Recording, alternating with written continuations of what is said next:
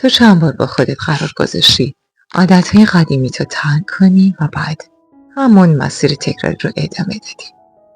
نه به خاطر اینکه ضعیفی و یا اراده نداری.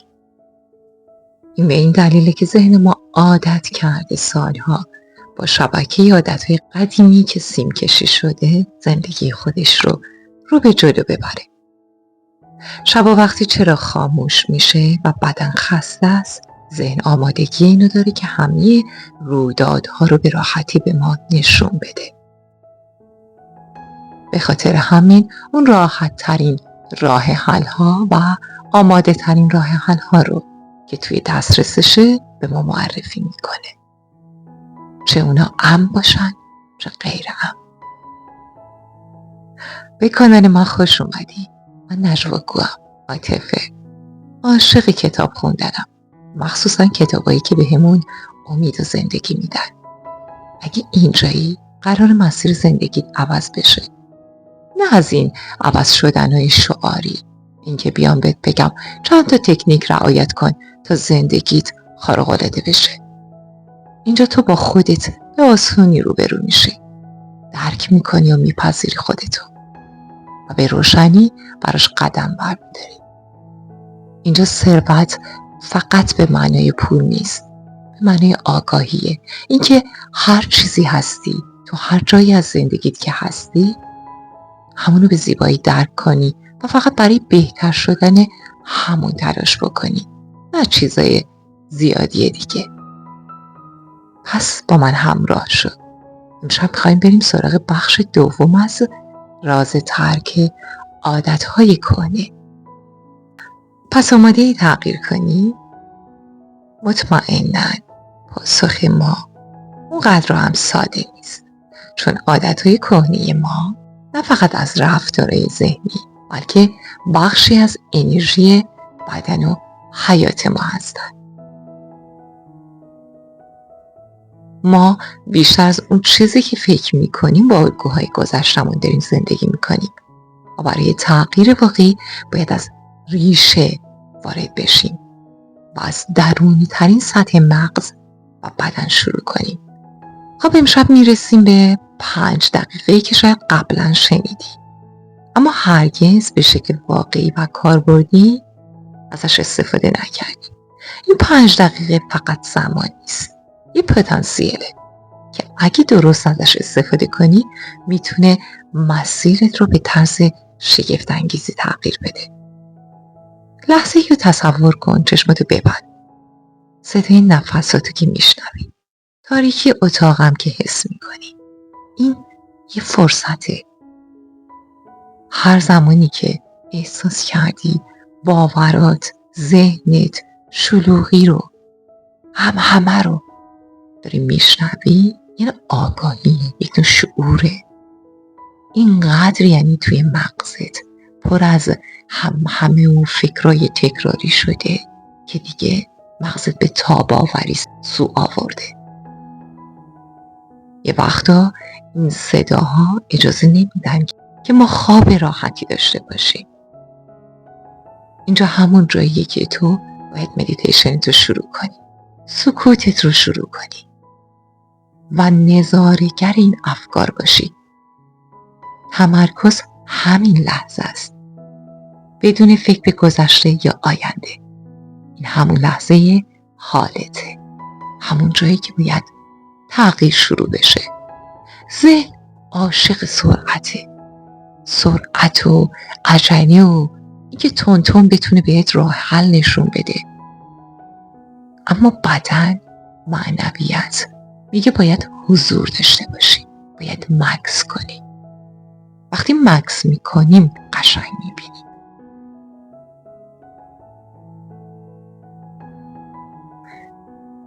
به خاطر همینه که دکتر جو دیسپنزا میگه فقط 5 دقیقه ذهنتو ساکت کنی، مغزت دوباره شروع میکنه به عصب کشی های جدید. یعنی برات کلی ایده های خلاقانه جدید داره. وقتی مکث نمی کنی تو مدام انگار آپدیت نمیشی، همون آدم سابق قدیمی. اما وقتی شروع میکنی این کار رو انجام میدی، همین مکث کردن انگار نورون‌های مغزت، سلول‌های بنیادیت دوباره دارن فعال میشن. این سیمکشی ها نه تنها جدیده، پرقدرت هم هستن و هر بار که این کارو میکنی مسیر قوی‌تر و سریع‌تر میشه. بعد از مدتی همین مسیر تبدیل به واکنش خودکارتون میشه. این همون چیزیه که دکتر جو دیسپنزا از ما انتظار داره. چون بیشتر رفتارهای ما ناخودآگاه و ما میخوایم آگاهانه رفتارهای ناخودآگاه درست کنیم. خب همونطور که متوجه شدی الان کاملا درک کردیم چطور میتونیم مسیرهای عصبی کهنه رو متوقف کنیم و مسیر جدید بسازیم. همین 5 دقیقه. فکر نکن شعارگونه است. این 5 دقیقه مطمئن باش بعد از یه مدتی که خودت فکرشو میکنی امکان داره برای یکی 1 ماه، برای یکی 6 ماه طول بکشه. اما جایی که ذهن و بدنت به تعادل برسن این 5 دقیقه کار خودش رو میکنه و مسیرهای عصبی کهنه رو متوقف میکنه. پس اولین قدم تو 5 دقیقه ایستادن و مشاهده بدون قضاوت خودته. چون ذهن آدم مثل یه رودخونه پرسرعته، همیشه در جریانه، همیشه در حرکته. عادتهای قدیمی مثل موجهای تکراری هست. اگه فقط سعی کنی اونا رو متوقف کنی مقاومت ایجاد میکنی. تو وقتی بری لب ساحل نمیتونی جلوی موجا رو بگیری، نمیتونی جلوی باد رو بگیری، اما میتونی نگاهشون کنی بدون اینکه حتی وارد بازی بشی. اون زمان نیروهای درونی تو شروع به تغییر میکنن. روزهای خوب، آسمون صاف، دریای آروم، همون ذهن توه که روزهای بعدی میتونی ببینیشون. اما تو یاد گرفتی یه روزایی هم امکان داره دریا موج داشته باشه، اما تو فقط نگاه میکنی ازش لذت میبری.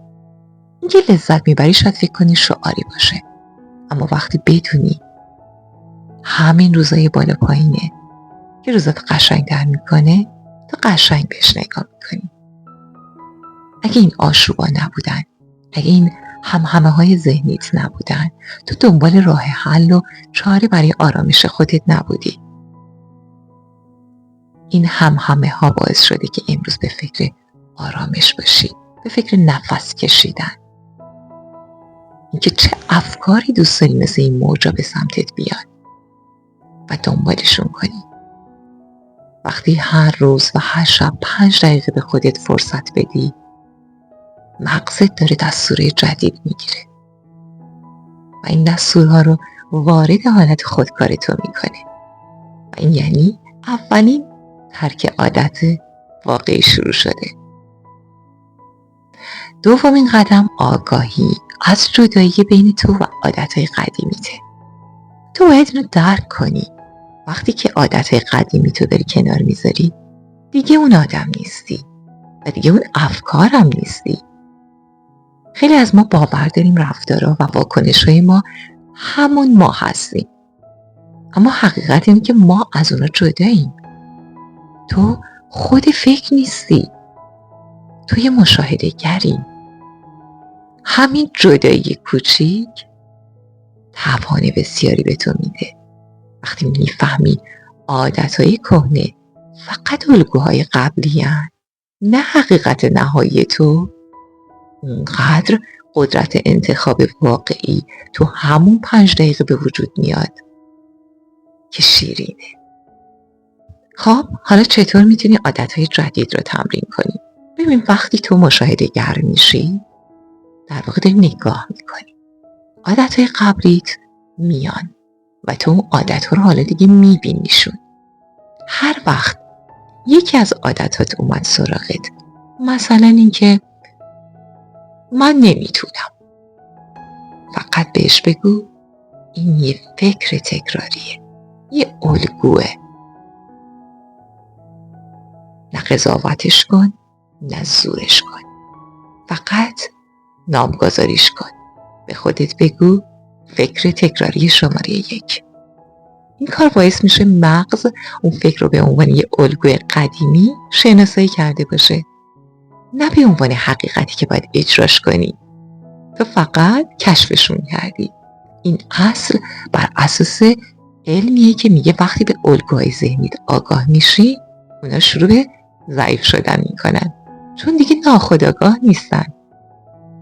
همینطور که الگوهاتو شناسایی میکنی، دیگه قدرت خودشون رو از دست میدن.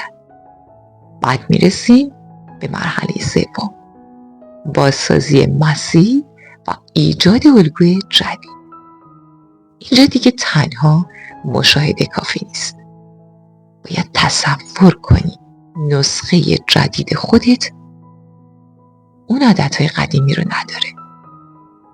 تصور نه به شکل رویا، بلکه به عنوان یه واقعیت قابل لمس توی ذهنت.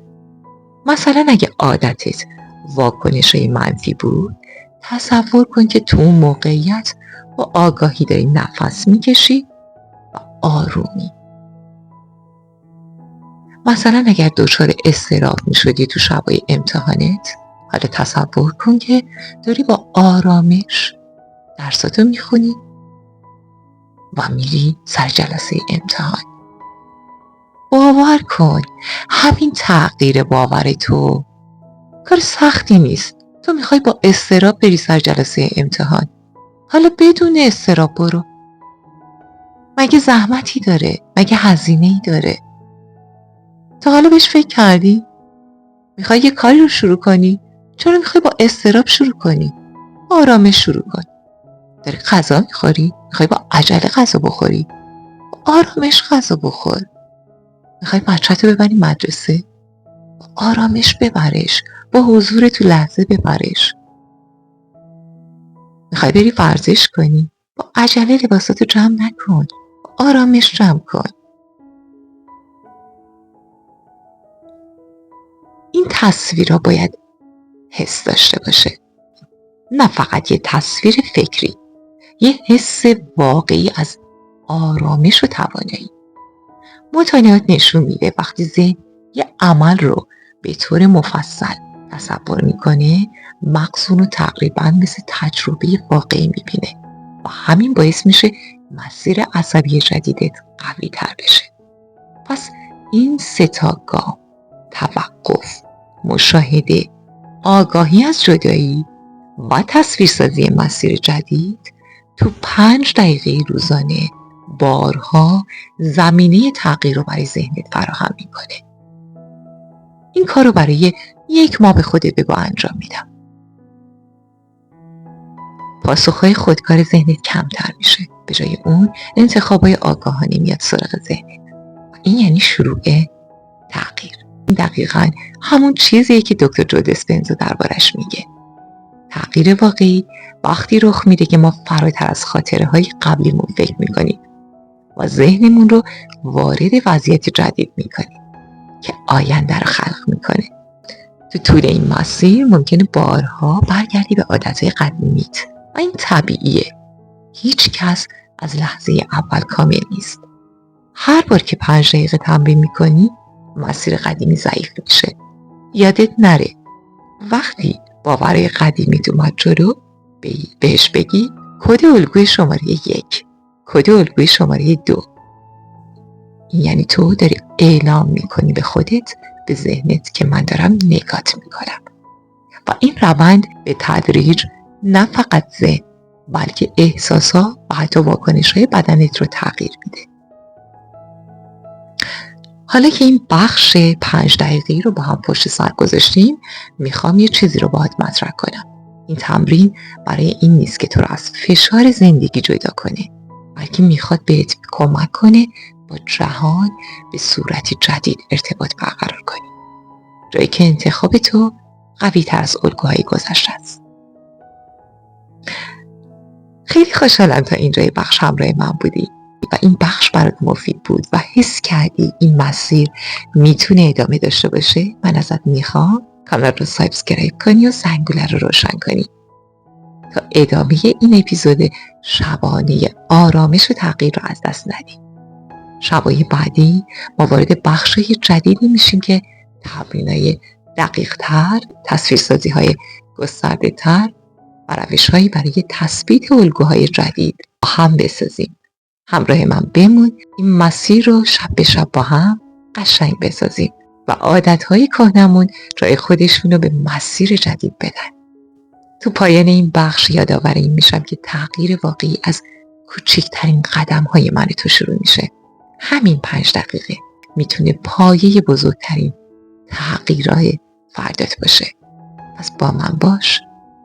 ادامش قراره جالبتر و عمیق‌تر بشه. دوستتون دارم. نجوا.